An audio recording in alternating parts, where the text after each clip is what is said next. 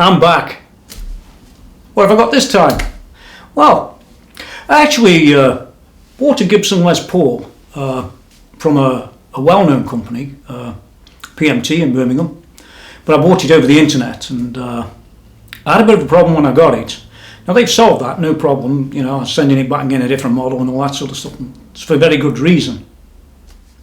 What happened on this one was that when I received the guitar, it got a little mark on the back and a couple of different little things. Nothing to shout about, but I bought this guitar to collect. So I'm going to show it to you and see what you think of this great guitar. And they're rare now, but definitely worth a look at. This is a 2014 Gibson Les Paul all wood. The all wood set out to change things whereby things like the pickup surrounds are made of wood and all that sort of stuff. Now listen, I'm not going to go chatting about it here. We're going to zoom in close and take a real close-up look at this guitar. And although PMT sent it out with a problem on it, fair play to them, they took it back without question, so I could purchase a different guitar, which will be coming up for a review at a later time when it arrives. It's all good. So let's zoom in close to this Gibson Les Paul all wood and have a look at the guitar that is really difficult to find. Well, here we are, the Gibson Les Paul all wood. This is a limited edition guitar, of which Gibson only made 150 pieces. Now I did check that out, and the way I went and checked it out, I didn't go and ask Gibson. What I did was, if you take a look at these pickup surrounds, they're actually made of rosewood. And when I investigated that aspect of this particular guitar, I found that they were made by a third-party company. So I went to the third-party company, asked them for permission to use some of the graphics that you're going to see. But also, when I asked them how many guitars they'd made, or how many of these sets they'd made, and they said that there were 150 of these guitars for the world. Now some of you guys out there will say, oh, it's just another one of them Les Pauls, it's got a couple of wooden surrounds and that's about it. Well, that's not quite true, because if you take a good look at this Les Paul, actually it's got a beautiful maple top, but it's also got a beautiful maple back as well. And it's not some flimsy, bit of veneer that somebody's put on it. It's actually 1/4 of an inch or more thick, which all contributes to the uniqueness of this guitar. They don't call it an all wood for nothing. As you will see when we move around all over this guitar, down the neck and round the back and all the rest of it, you'll see that it's rather different than your average run-of-the-mill Les Paul. This was a 2014 model, which is extremely difficult to get hold of now. I almost kept this one even with the scratches, but I changed my mind in the end because I did buy it to collect it, and I wanted to get a guitar that's perfect. So let's start off as we mean to continue. As you can see, you've got a maple top. It's a AAA maple top. What that means simply is that the finishing on this one, or the quality of the shall we say the top itself, is better than your average guitar. Well, they're doing that on standard Les Pauls now, aren't they? Well, moving on. If you look at the control knobs here, I mean, we've all seen these sort of cheap and nasty ones, haven't we, on the internet and on eBay and places like that. Well, they're made of plastic. But these ones here are actually metal. Real hard stuff. You can't hear it, but it is. And I like the abalone tops as well, which are real abalone. All very nice. I'm not so sure that this silver matches the rest of the guitar too well. I would have liked to have seen maybe wood knobs, maybe I don't know, rosewood or something like that, or ebony, but we've got these and that's what it came with. Sure enough, the stop tail is absolutely standard and the bridge is absolutely standard. By the way, this one doesn't have the wire of the earlier model, so this is a later type of bridge. Now the pickups on this guitar are 57 humbuckers, that's what it says, and I don't doubt it. Taking a look at these, this is the next little bit of useful stuff on the guitar. Now I can tell you that they are rosewood, and it took 2 or 3 different jigs to actually make this pickup surround so that it actually contours with the body.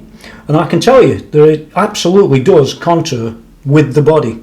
There's none of this, so let's put it on and bend it round type of thing like you get in some of the plastic stuff, especially on cheap stuff.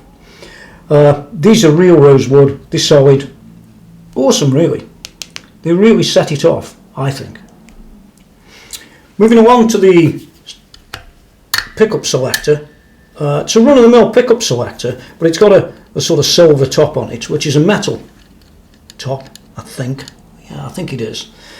It looks like aluminium, in fact. But it has no selector bevel, if you notice that. And that's by design. Now moving along a little bit to the fretboard. This is another interesting little section of this guitar that you don't see, or you won't see, I don't think, on almost any of the regular Les Pauls out there. In fact, you won't see it on many of the rare ones either. It's real rosewood, that's the first difference. But the second difference is, if you look at the actual inlays down here, all these inlays are actually maple. Now I can tell you that the quality of these inserts is second to nothing. People talk about Gibson all the time as being, oh, not very good this, not very good that. Trust me, these are absolutely perfect. And if you look yourself, you'll see what I mean. Like I said, you can see here that there's none of that filler that they put on there to fill them all out, as in the plastic things, which I guess expand and contract. This wood appears to be absolutely pristine and perfect. If you look very carefully here, you'll actually see that the binding down the neck is a separate piece of maple. So it's got a maple binding all the way down. It's got the tonewood maple inserts, and if you look at the headstock, is maple too. Now looking closer at the headstock, you'll see that the cover here is also rosewood. It has the Grover type machine heads, which say Grover on them, so I guess they just bought in from Grover. But I also like the maple finishing on the top. It's a maple neck, by the way, but it's still got an extra piece of maple stuck on to look very nice indeed, and cover up any joins, I guess. I didn't see any joins on the back, but we'll get to that.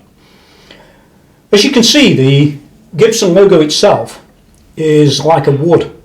It looks like it's been routed out and stuck in there. I'm not so sure about this one. It's very difficult to know whether that is the case. It looks as if it has, but looks can deceive, can't they? Now, right from the off, you can see that this is a regularly made Gibson type of finish. The way that they put a couple of pieces on the sides.